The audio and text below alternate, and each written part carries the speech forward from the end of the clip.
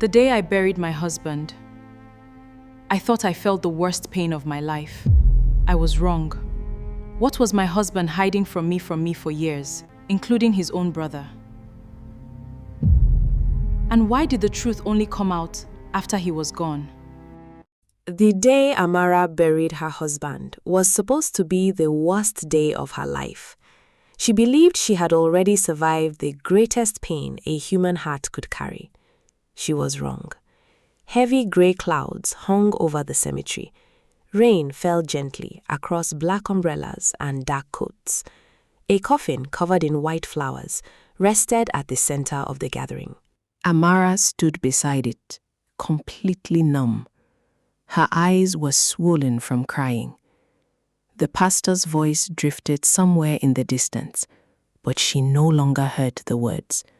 She only felt the cold wood under her fingers when she finally reached out and touched the coffin.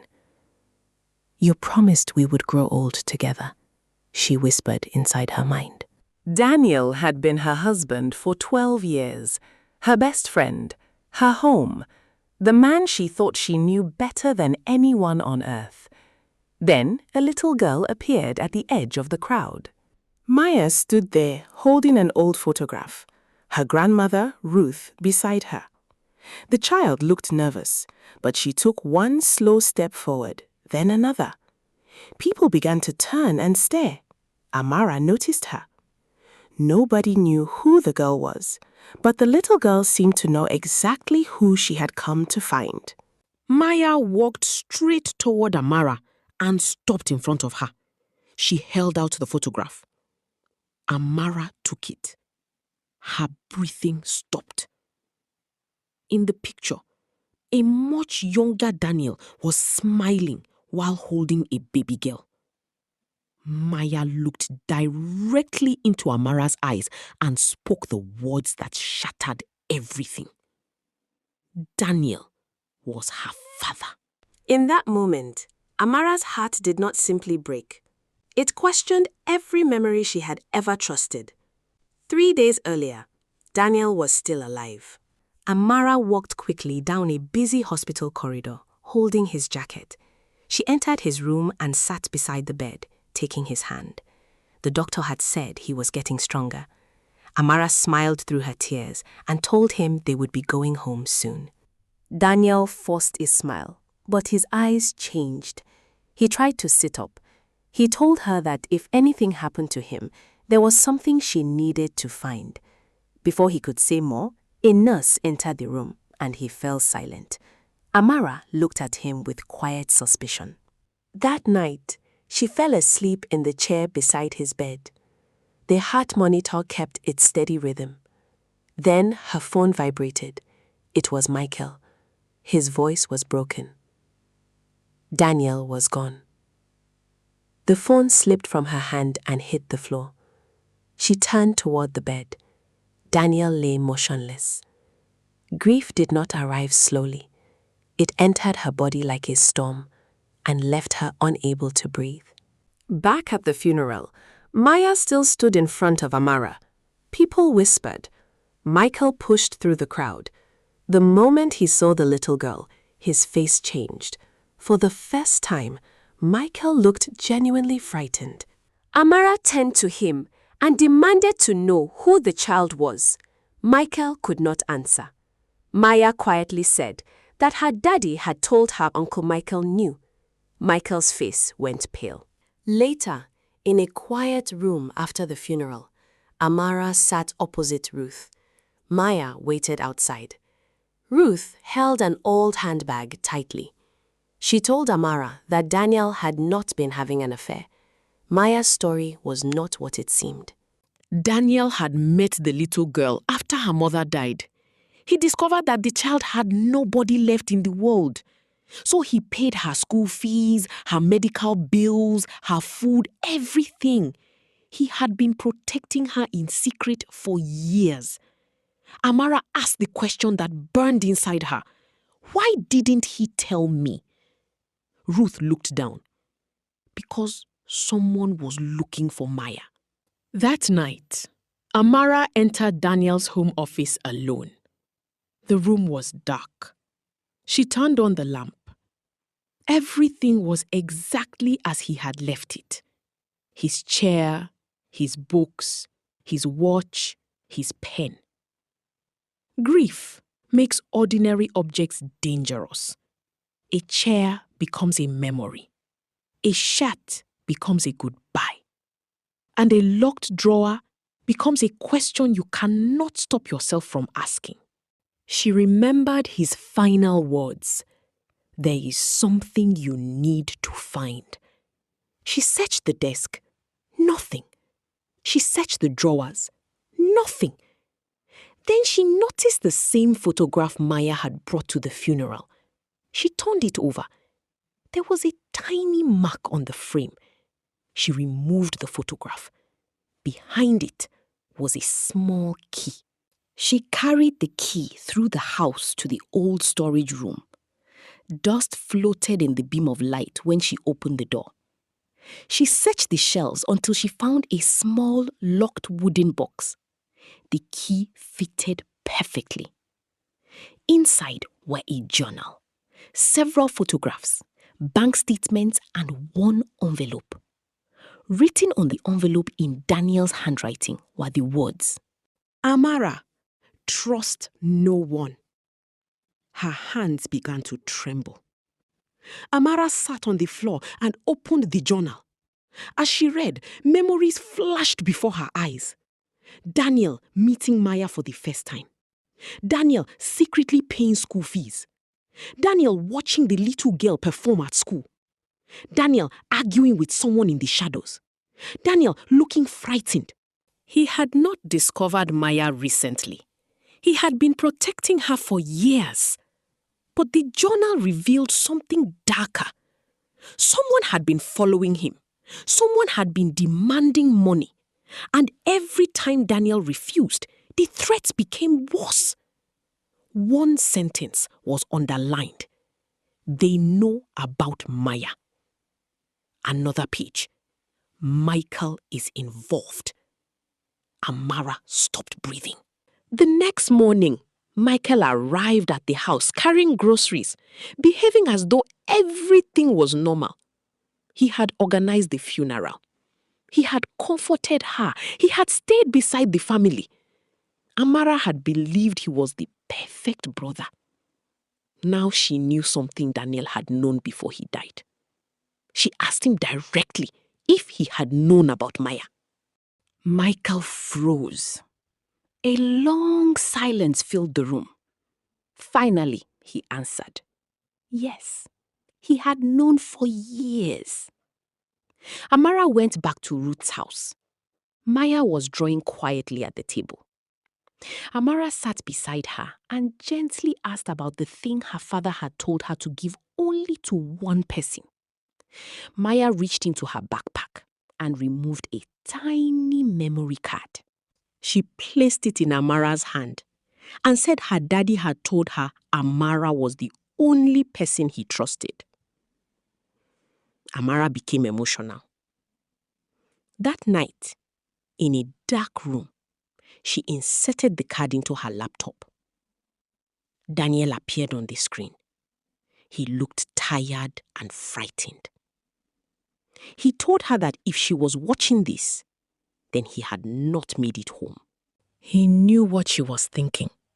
He knew she wondered whether he had betrayed her. He shook his head. He had never cheated on her. Maya was never a secret lover's child. She was a child he had promised to protect. And the people coming after her were the reason he had kept everything hidden. Michael knew part of the truth. But he was not the person she should fear. Find Victor. The video ended. Years earlier, Daniel had sat across from Victor in an expensive restaurant. Victor smiled calmly and told him he should have left the past alone. Daniel demanded that he leave Maya alone. Victor leaned closer and answered with quiet menace. Exactly. Victor had once been Daniel's business partner. But Daniel had discovered that Victor had been moving company money through secret accounts. Maya's mother had discovered the same thing. She had planned to expose him. Then she died. Daniel believed her death was not an accident, and he spent years collecting evidence. Amara spread Daniel's documents across the dining table. Bank records, photographs, letters, dates. Everything began to connect. The secret was never that Daniel had another family. The secret was that Daniel had spent years protecting the only living witness to a crime. Maya's mother had left behind evidence, and Daniel had hidden it. The photograph Maya carried was not simply a photograph. It contained the location of that evidence. Amara examined it again and noticed a building in the background. The same building appeared in one of Daniel's documents. That night, Amara and Michael arrived at an old warehouse as rain began to fall. Michael said they should not be there. Amara asked why Daniel had kept the place secret. Inside, an old metal cabinet stood against the wall. Michael opened it. Files filled the shelves. He admitted that Daniel had found everything here. Amara demanded to know why he had never told her. Michael looked ashamed. Because he himself had been stealing from the company. Victor found out. He threatened Michael and forced him to help hide the money. Amara stepped backward. Then they heard footsteps. The warehouse light suddenly went out. A door slammed. Victor appeared. He told them they should have left the past buried. Amara was terrified, but she refused to step back. She accused him of killing Maya's mother. Victor's silence was answer enough. For years, Victor had believed fear would keep everyone silent.